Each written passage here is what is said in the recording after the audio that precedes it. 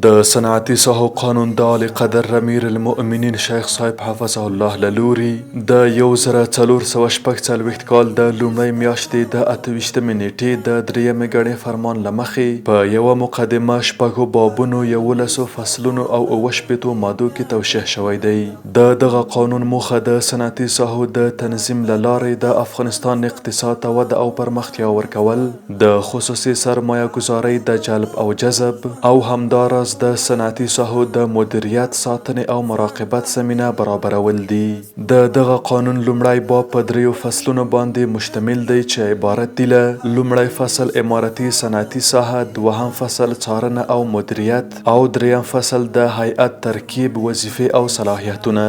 د لومړي باب په لومړي فصل کې د امارتي صنعتي ساحې پر جوړولو، د ځمکې د قطعې پر انتقال او د امارتي صنعتي ساحې پر پراختیا بحث شوی دی. د همدې باب په دوهم فصل کې د څارنې او مدیریت موضوع ته اشاره شوې ده. په دوهم فصل کې د تفصیلي طرحې پر ترتیب او د هغې له تطبیق څخه پر څارنې، د کور او ښار جوړولو وزارت د نوې موافقې په ترلاسه کولو، د پرمختیایي کارونو د فني سندونو پر ترتیب، د امارتي صنعتي ساحې د پرمختیایي کارونو له تطبیق څخه پر څارنې او د امارتي صنعتي ساحې له مدیریت او څارنې څخه بحث کوي. د لومړي باب په دریم فصل کې د هیئت ترکیب، وظیفې او صلاحیتونه په ډاګه شوي دي. د امارتي صنعتي ساحو قانون په دوهم باب کې د ځمکې ویش او اړوند موضوعات را اخیستل شوي دي. د دوهم باب په لومړي فصل کې د ځمکې ویش شرطونه، میعاد، محدودیتونه او د ځمکې استرداد په ډاګه کیږي. د همدغه باب په دوهم فصل کې د ځمکې خرڅول، اجاره، بیع او نور اړوند موضوعات راوړل شوي دي. د دوهم باب په دریم فصل کې بیا د امارتي صنعتي ساحې د ساتنې او مراقبت اړوند موضوعات باندې بحث کیږي. د یاد قانون دریم باب له مشارکتي صنعتي ساحې څخه بحث کوي.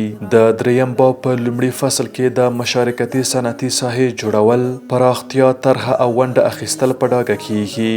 د دریم باب په دوهم فصل کې د صنعتي ساحې د ځمکې سرمایه، بیع، څارنه او تنظیم شامل دي. د دغه قانون څلورم باب د خصوصي صنعتي ساحې په اړه تفصیل لري. د امارتي صنعتي ساحو قانون پنځم باب چې د سرغړونو د مخنیوي په اړه د 3 فصلونه لري.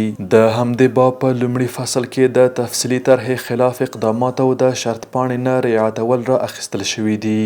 د همدې باب په دوهم فصل کې د تقنیني سندونو رعایت او په دریم فصل کې د زبالې یعنی انبارونو له اچولو څخه ډډه راوړل شوي دي.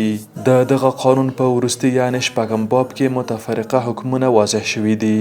په متفرقه حکمونو کې له متشبثینو سره همکاري، د صنعتي ساحې د فهرست ترتیب، ساتنه، خپرول او بیاکتنه، د سترو او منځنیو صنایعو د فهرست تکثیر، د اړوندو ادارو مکلفیت له کورنیو سرچینو څخه ګټه اخیستنه، د غالۍ صنعتي ښارګوټی د تفصیلي طرحې منظوري، د صنعتي ساحې د مدیریت لیږدونه، د عوایدو تحویلي، تعدیل، تسعید او تنقیص، د لایحو او طرز العملونو ترتیب او وړاندیز او همداراز انفاذ او خپرول شامل دي.